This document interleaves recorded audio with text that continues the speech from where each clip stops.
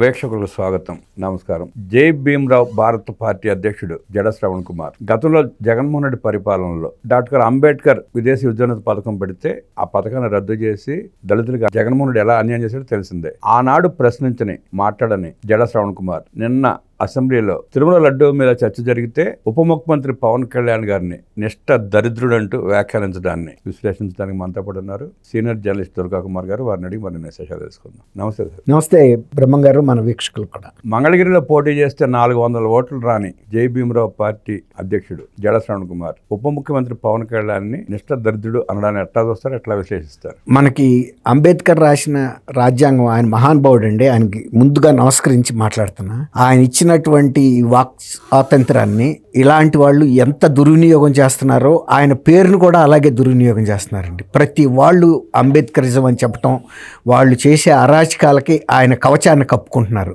నిజంగా ఆయన సొంత వారసులు వాళ్ళు ఎవరు కూడా ఆయన పేరుని ఇలా కమర్షియలైజ్ చేసుకోలేదు. మీరు అన్నట్టు జడ శ్రవణ్ కుమార్ అని అడ్వకేట్గా చెప్పుకునే, లేకపోతే మాజీ జడ్జిగా చెప్పుకునే వ్యక్తికి ఆంధ్రప్రదేశ్లో ఇసుమంత విశ్వసనీయత కూడా లేని వ్యక్తి. ఆయన ఎవరు డబ్బులు ఇస్తే వాళ్ళ మాటలు మాట్లాడతాడు. అంతకుముందు చంద్రబాబు నాయుడు గారి మీద ఈగ కూడా వాళ్ళని ఇవ్వకుండా అనేక ఛానల్స్లో పుంకాలుగా మాట్లాడి పుంకాలుగా జగన్మోహన్ రెడ్డి గారిని, రాజశేఖర్ రెడ్డిని, వాళ్ళ ఫ్యామిలీని, వాళ్ళు చేసిన అవినీతిని, అకృత్యాలని, దాష్టికాలని, దళితుల మీద చేసిన దాడుల్ని దునువాడిన వ్యక్తి ఒక్కసారిగా తను బాణీని మార్చేసుకుని ఇవాళ జగన్మోహన్ రెడ్డి గారిని భుజాన్ని వేసుకున్నాడు. జగన్మోహన్ రెడ్డి గారిని రాష్ట్రం అంతా చీకొట్టిన ఈ టైంలో ఈయన భుజాన్ని వేసుకుని వాళ్ళ పార్టీ, మీరు చెప్పారు జై భీమ్రావ్ భారత పార్టీ, అది అఖిల భారత స్థాయి పార్టీ పెట్టాడు. ఆయన సొంతంగా పోటీ చేస్తే 400 ఓట్లు కూడా శాసనసభ నియోజకవర్గంలో రాని వ్యక్తి ఇవాళ ఆయన 164 మంది శాసనసభ్యులు ఎవరైతే ప్రజల చేత ఎన్నుకోబడి వాళ్ళ బాధ్యతగా శాసనసభకు వచ్చారో వాళ్ళని గొర్రెల మంద అని అంటున్నాడు. శాసనసభ్యులు ప్రజల చేత ఎన్నికై శాసనసభలో వాళ్ళు వాళ్ళ విధులు నిర్వర్తిస్తుంటే ఈయనకి గొర్రెల్లాగా కనపడ్డారంటే యావత్ సభను అవమానించిన ఆయనకి ప్రివిలేజ్ నోటీస్ ఇచ్చే అవకాశం ఉందండి. ఇవ్వాలండి. ఆయన వాళ్ళు 175 మంది ఎన్నికయ్యారు, ఆయన 164 మంది పేర్లే చెబుతున్నాడు. 11 మంది తీసేశాడు. వాళ్ళు వేస్ట్ అనుకున్నాడు. ఆయన కూడా వేస్ట్ అనుకున్నాడు. ఆ మాట చెప్పాలిగా. అసలు వాళ్ళు ఎక్కడ మేస్తున్నారు, ఏ గుట్టల్లో కొండల్లో మేస్తున్నారు? వీళ్ళు గొర్రెలే, వాళ్ళు గొర్రెలేనా? ఇంకేమన్నా మొన్న అది ప్రసాదంలో కలిసిందన్నారు కదా లడ్డూలో, అలాంటి జంతువుల పేరు ఏమన్నా పెడతాడా? ఏదో పేరు పెట్టాలి కదా. ఇప్పుడు 175 మందికి పెట్టాలి పేరు పెడితే. లప్స అందాం అనుకున్నాడు, 11 మంది అనలేకపోయాడు. అదే అంటున్నా, ఏదో మరి ఇప్పుడు అలాంటి ద్వంద్వ ప్రమాణాలతో ఉన్న వ్యక్తిని ఇవాళ ఆయన ఒక జాతీయ పార్టీ అధ్యక్షుడు అయ్యి ఇంకొక పార్టీకి అఫీషియల్ స్పోక్స్ పర్సన్ గా పనిచేస్తున్నాడు. ఒక ప్రాంతీయ పార్టీ కూడా కాదు, ఒక తోక పార్టీ. ఆ తోక పార్టీకి ఈయన అఫీషియల్ స్పోక్స్ పర్సన్ గా ఎందుకు పనిచేస్తున్నాడు అర్థం కావట్లేదు. పోనీ ఆ పార్టీ కన్నా విశ్వసనీయత ఉండాలి, స్పోక్స్ పర్సన్ కన్నా ఉండాలి. పార్టీకి ఎట్లాగూ లేదు, స్పోక్స్ పర్సన్ కి అంతకన్నా లేదు. ఆయన మాట్లాడేది ఏమన్నా అర్థం ఉందండి? నువ్వు ఒక జాతీయ పార్టీ, అంబేద్కర్ తరపున పార్టీ పేరుకు ఉపయోగించుకున్నావు. దాని మూలానైనా కూడా నువ్వు రాజ్యాంగ వ్యవస్థల పట్ల కొంత గౌరవం చూపించాలి. 164 మందిని నిష్ఠ దరిద్రులని లేకపోతే గొర్రెల మందని నిన్న ఆయన పవర్ పాయింట్ ప్రజెంటేషన్ ఇచ్చాడు సీఎం గారు. అది లడ్డు అపచారం విషయంలో ఆ పవర్ ప్రజెంటేషన్ ఇచ్చింది ఫ్లోర్ ఆఫ్ ద హౌస్, శాసనసభ వేదిక మీద ఆయన మాట్లాడాడు అంటే శాసనసభ లోపల అది అన్ని కూడా రికార్డ్ అయి ఉంటుంది. ఆయన బద్ధుడై ఉంటాడు. బద్ధుడై ఉండాల్సిన బాధ్యత చంద్రబాబు గారికి ఉంది. లేదు, ఆయన కనుక నిన్న అన్ని అబద్ధాలు, అసత్యాలు, ఆరోపణలు, సత్యదూరమైన అంశాలు మాట్లాడాడని చెప్తున్న ఆయన ఒక లాయర్ కూడా ఒకవేళ కనుక నిజంగా అటువంటి పరిస్థితి ఉంటే నువ్వే నిగ్గదీసి కోర్టులో వేస్తే చంద్రబాబు నాయుడు గారు వచ్చి నుంచోవాలి. ఇంప్లీడ్ అవ్వచ్చు కదా. అవ్వచ్చు, అసలు ఆయన వేయొచ్చు. అసలు నిన్న శాసనసభలో జరిగిన పవర్ పాయింట్ ప్రజెంటేషన్ అనేది దానికి చట్టబద్ధత లేదు. ఆ వ్యక్తి మాట్లాడే ఆయనకి విశ్వసనీయత లేదు. కేవలం అక్కడ చెప్పిన అబద్ధాలు మాత్రమే, అభూత కల్పనలు కూడా. అవతల రాజకీయ పార్టీల మీద దుమ్మెత్తి పోస్తున్నాడు. రెండోది, కలియుగ దైవమైన శ్రీ వెంకటేశ్వర పేరుని ఆయన దుర్వినియోగం చేస్తున్నాడు. కాబట్టి ఆయన్ని శాసనసభ్యత్వాన్ని, ఆయన ముఖ్యమంత్రి పదవిని కూడా రద్దు చేయమని నువ్వు ఏ కోర్టులో అయినా కూడా ఛాలెంజ్ చేయొచ్చు. అది శాసనసభ ఫ్లోర్ ఆఫ్ ద హౌస్ అనేది దానికి ఒక శాంక్టిటీ ఉంది. అదే ఎక్కడో బయట వేదికల మీద మాట్లాడితే మాట్లాడలేదో అది వేరే మాట. ఇక్కడ శంకులో పోస్తే తీర్థం అవుతుంది అన్నట్టు ఏ వ్యక్తి అయినా సరే, సభ్యుడు కానీ, మంత్రి కానీ, ఉప ముఖ్యమంత్రి, ముఖ్యమంత్రి కానీ, స్పీకర్ స్థానం నుంచి మాట్లాడే మాటకి వాల్యూ వేరే ఉంటుంది. అదే స్పీకర్ గారు ఆయన నియోజకవర్గంలోకి వెళ్ళి ఒక పబ్లిక్ మీటింగ్లో మాట్లాడే మాటకి వేరే ఉంటుంది. ఇది ఆదేశం. ఇది ఒక రాజ్యాంగ పదవిలో కూర్చుని ఆయన మాట్లాడాడంటే అది ఆదేశం. ప్రతి అక్షరం కూడా రికార్డ్ అవుతుంది. రేపు ఆన్సరబుల్ కూడా. ఎట్లా ఇప్పుడు జడ్జెస్ కనుక ఎట్లా ఉంటుందో అట్లాంటి సీట్ అది, అలాంటి పీఠం. కాబట్టి జడ శ్రవణ్ కుమార్ గారు ప్రజల్లో ఇంతకు ముందే పూర్తిగా తను విశ్వసనీయతను కోల్పోయాడు. కొంతమంది మాజీ జడ్జి తర్వాత జై భీమ్రావ్ భారత్ పార్టీ అనేదన్న కొన్ని ఆశయాలతో పెట్టాడు అనుకున్నారు.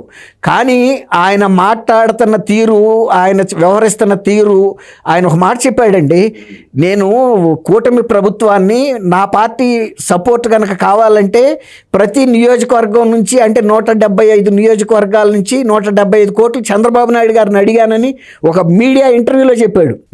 అంటే నువ్వు డబ్బులు మనిషి అనమాట. అంబేద్కర్ గారి పేరు నీ పార్టీకి పెట్టుకుని ఆయన్ని బఠానీల కింద అమ్మటానికి నువ్వు సిద్ధపడ్డావు. అంటే అంబేద్కర్ రాజ్యాంగం, అంబేద్కర్ భావజాలం ముసుగులో రాజారెడ్డి భావజాలను ప్రదర్శిస్తున్నాడు. అంతే, ఖచ్చితమైన మాట చెప్పారు మీరు. లోన ముందేమో అంబేద్కర్ ఉంది, పైన క్యాప్సూల్ ఏమో లోన ముందేమో రాజారెడ్డిది ఉంది, పైన క్యాప్సూల్ ఉంటుంది చూసారా, అది అంబేద్కర్ దేశాడు.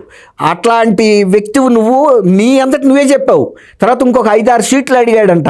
నువ్వు ఆ పార్టీకి అధ్యక్షుడివి, మాజీ జడ్జి అని చెప్పి ప్రముఖ ఛానల్స్ అన్నింటిలో ఆ రోజున తెలుగుదేశం పార్టీ తరపున భుజాన్ని వేసుకుని మాట్లాడి జనం అందరూ నిన్ను వేరేగా చూశారు. అంటే ఒక న్యాయం తరపున నిలబడతావు అనుకుని నువ్వు ఇప్పుడు సడన్ గా నీ ప్లేట్ మార్చేసి, అంటే 175 కోట్లు కాకుండా 5 సీట్లు అడిగి 5 సీట్లు కూడా అదే ఆయనే చెప్పాడు. అది కూడా ఆయనే చెప్పాడు. 5 సీట్లు కూడా నీ జాతీయ పార్టీ అధ్యక్షుడిగా ఉన్న వ్యక్తివి, నీకు 400 ఓట్లు రాని వ్యక్తివి, నీ తరపున 5గురిని నుంచోబెట్టి నువ్వు గెలుద్దామా అనుకున్నావా? ఇంకొకటి కూడా నేను అడుగుతున్నా. నేను యాజ్ ఏ జర్నలిస్ట్గా 79 నుంచి ప్రజా జీవితంలో జర్నలిస్ట్గా ఉన్నా కాబట్టి ఆయన జీవిత కాలంలో గనక ఎప్పుడైనా సరే శాసనసభ్యుడిగా గెలిస్తే నేను ఇంకా ఇప్పుడు కూడా ఏ ఎనాలిసిస్లో కానీ జర్నలిస్టిక్ వృత్తిలో ఉండను. మీరు శాసనసభ్యుడి దాకా వెళ్ళారు సార్, వైజాగ్ కార్పొరేటర్ గెలిస్తే అని చెప్పి గెలవడం. ఎందుకంటే ఇట్లాంటి పేపర్ పులుల శక్తి ఏంటో నాకు తెలుసు. వీళ్ళు కేవలం ఏ పార్టీకైనా మాట్లాడి డబ్బులు చేసుకోవడానికి, ఆయన అన్నట్టు 175 కోట్లు ఇవ్వటానికి అవతల చంద్రబాబు నాయుడు గారు ఆయన శతాబ్దిగా ప్రజా జీవితంలో ఉన్నాడు. ఎవరి బలం ఏంటో ఆయనకి తెలియదా? ఎవరికి నిన్నే 45 సంవత్సరాలు పూర్తి చేసుకున్నాడు. అదే అంటే 2 సంవత్సరాలు తక్కువగా అర్ధ శతాబ్ది. అట్లాంటి వ్యక్తికి నువ్వు ఒక 175 కోట్లు అడిగావంటే నీ బలం ఎంత? నువ్వు అన్నట్టు కార్పొరేటర్ కాదు, నువ్వు ఎక్కడన్నా ఒక వార్డు మెంబర్గా గెలవగలిగిన శక్తి నీకు ఉందా అని అడుగుతున్నాను నేను. ఇంతవరకు నేను ఎవరిని ఇట్లాంటి మాట మాట్లాడాల. ఎందుకంటే ఆయన అభిమానిగా మేము ఆ ఛానల్స్ని చూసాం. ఆ రోజు ఒక వ్యక్తిత్వంతో మాట్లాడావు, నువ్వు ఇవాళ అమ్ముడిపోయిన వ్యక్తిత్వం మాట్లాడితే ఇవాళ నీ మూలాన ఇప్పటికే పూర్తిగా మునిపోయిన వైఎస్ఆర్సీపీ ప్రతిష్ట ఇంకా మసకబారిపోయింది. ఆ రోజు నిజం వైపు నిలబడ్డాడు, 175 కోట్లు ఇవ్వలేదని చెప్పి ఇప్పుడు అబద్ధం వైపు నిలబడుతున్నాడు. అబద్ధం వైపు అంతకన్నా గట్టిగా నిలబడుతున్నాడు. కాబట్టి ఈయనకి విశ్వసనీయత లేదు. ఎట్లాగూ అసలు వైఎస్ఆర్సీపీ కూడా మునిగిపోయిన పడవని ఈయన భుజాన వేసుకుంటే ఆ మునిగిపోయిన పడవ కింద ఈయన నలిగిపోవాల్సిందే తప్ప ఆ పడవ పైకి రాదు, ఈయన కింద నలక్క తప్పదు. కాబట్టి ఇద్దరిది ఒకటే. దొందే అంటారు చూసారా, ఇప్పుడు ఆ పరిస్థితికి వచ్చింది జడ శ్రవణ్ కుమార్ పరిస్థితి.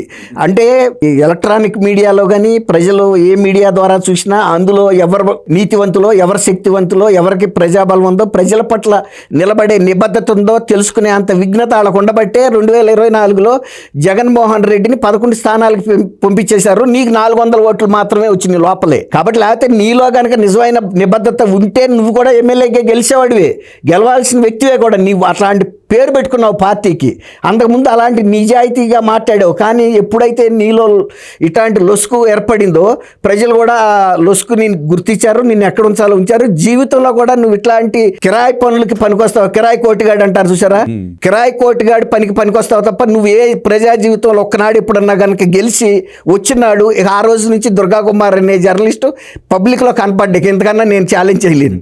ఎండ నీడ కూడా పడకుండా 100 కోట్లు సంపాదించే అవకాశం ఉన్న సినీ పరిశ్రమ మొదలుపెట్టి తాను సంపాదించిన 100 కోట్ల రూపాయలు పేద ప్రజల కోసం ఖర్చు పెడుతూ ఉప ముఖ్యమంత్రిగా ప్రజలకు సేవ చేస్తున్న పవన్ కళ్యాణ్ నిష్ఠ దరిద్రుడు అన్న జడ శ్రవణ్ని నువ్వు కార్పొరేట్గా కూడా గెలవడానికి పనికిరావు అంటూ ఛాలెంజ్ చేసిన దుర్గా కుమార్ గారికి ధన్యవాదాలు తెలియజేస్తూ నమస్కారం. నమస్కారం బ్రహ్మగారు, మన వీక్షకులు.